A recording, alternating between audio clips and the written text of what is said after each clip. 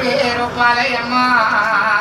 பேர் பவானி என்பான் அந்த 6 பேரு மூத்தவளாம்